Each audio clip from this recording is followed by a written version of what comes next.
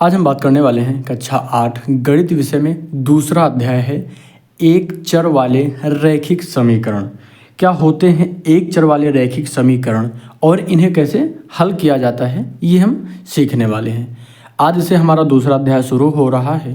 पहले अध्याय से संबंधित जितने भी प्रकार के प्रश्न बन सकते थे, मैंने उन सबको पीछे के जो भी वीडियो क्लासेज हैं उनमें कवर कर लिया है। अगर आपने पिछली क्लासेज नहीं देखी हैं तो जाइएगा, वहाँ प्लेलिस्ट आपको मिल जाएगी, चैनल पर प्लेलिस्ट मिलेगी, आराम से सारे वीडियोस क्लासेस को आप देख सकते हैं।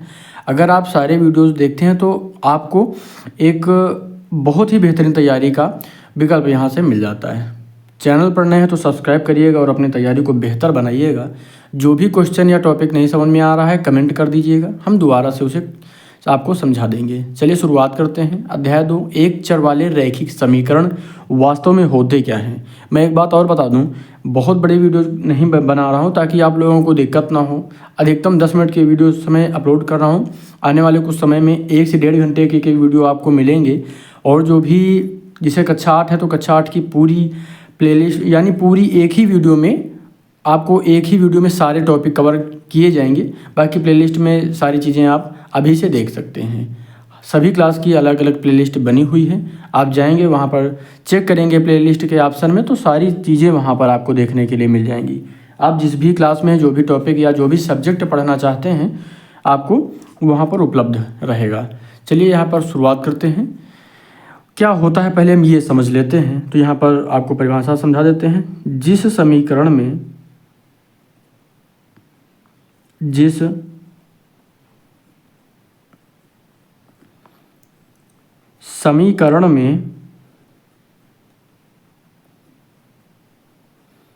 केवल एक ही चर,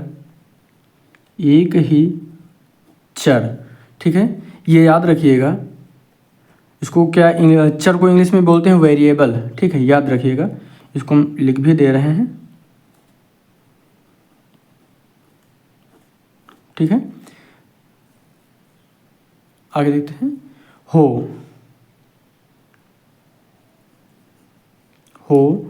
और उस चर की घात और उस चर की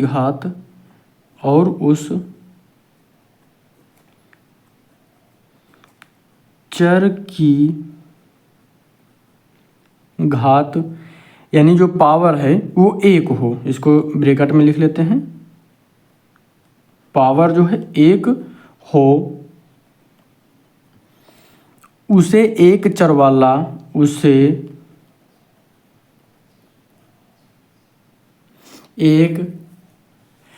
चर वाला रैखिक समीकरण, एक चर वाला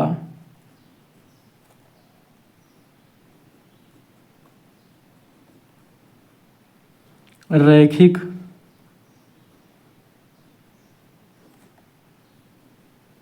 समीकरण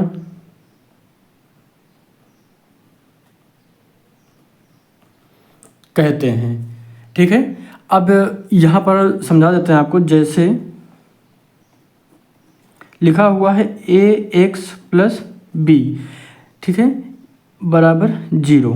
कोई दिक्कत तो नहीं। एक बात यहाँ पर याद रखिएगा, यहाँ पर चाहे तो आप लिख भी सकते हैं, जहाँ a, b क्या है, नियतांक है। याद रखिएगा, नियतांक इतना रहेगा, नियतांक हैं, ठीक है।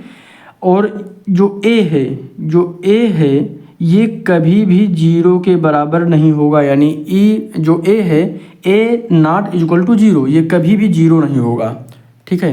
यानी जो a है ये कभी 0 नहीं होगा, क्योंकि अगर ये 0 हो जाएगा, a 0 हो जाएगा तो 0 से मल्टीप्लाई होगा x का, तो ये पूरा पद ही 0 हो जाएगा ना, तो फिर उसका कोई मतलब नहीं रहेगा। याद रखिएगा, एक जो है 0 नहीं होगा। ये क्या है हमारा, एक चर वाले रैखिक समीकरण। क्लियर है, कोई दिक्कत तो नहीं है, बिल्कुल आसान है। एक हम यहाँ पर एक सवाल आपको लगा के समझा देते हैं। बाकी कुछ सवाल जो हैं हम आगे बात करेंगे, बहुत अच्छे से सभी सवालों को हल करेंगे। बहुत सारे सवाल जो भी इस चैप्टर से संबंधित हैं, जितने भी प्रकार के बन सकते हैं प्रश्न, सबको कवर किया जाएगा। तो यहाँ पर हम कोई भी एक सवाल ले लेते हैं आपको समझाने के लिए। जैसे लिखा हुआ है x - 2 = 7। ठीक है, कोई दिक्कत तो नहीं है। तो अब हम यहाँ पर क्या करेंगे इसको समझ लेते हैं। x माइनस 2 बराबर 7 हो जाएगा। यहाँ पर अब यहाँ पर इसको अगर हम हल करते हैं तो लिखेंगे क्या इसको, ये समझिए क्या लिखेंगे।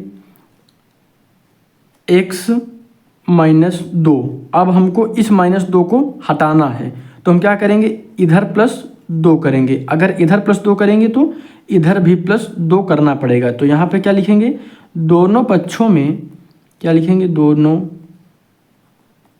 पक्षों में 2 जोड़ने पर, 2 जोड़ने पर, 2 जोड़ने पर कोई दिक्कत तो नहीं है। अब यहाँ पर देखेंगे तो माइनस और ये प्लस का कैंसिल हो जाएगा। तो x बराबर क्या बचेगा, 7 प्लस 2। x बराबर क्या बचेगा, 7 प्लस 2। तो x बराबर वैल्यू क्या आ जाएगी, 9। x की वैल्यू क्या आ जाएगी, 9। अगर आप चाहें तो x की वैल्यू यहाँ पर रख के चेक कर सकते हैं। x की वैल्यू रखने पर दोनों पक्ष बराबर आएंगे। तो x की वैल्यू रख दीजिए। तो किस में, x माइनस 2 बराबर 7 में रखेंगे। तो x की वैल्यू हम रख रहे हैं तो क्या हो जाएगा, 9 माइनस 2 बराबर 7। तो 7 बराबर 7, यानी दायां पक्ष बराबर बायां पक्ष।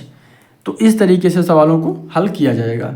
कोई भी आपको क्वेश्चन दिया जाए, जो भी x की वैल्यू निकल कर आती है उसे हम जब रखते हैं पहले समीकरण, अगर हम इसको पहला समीकरण मान लें तो पहले समीकरण में x का मान रखने पर दोनों पक्ष बराबर आते हैं, तब वह रैखिक समीकरण हो जाता है। बिल्कुल आसान है। देखिए, जब एक बार आपको क्वेश्चन समझ में आ जाएगा तो बिल्कुल आसानी से आराम से प्रश्नों को कर सकते हैं, फिर आपको कोई भी दिक्कत नहीं होगी।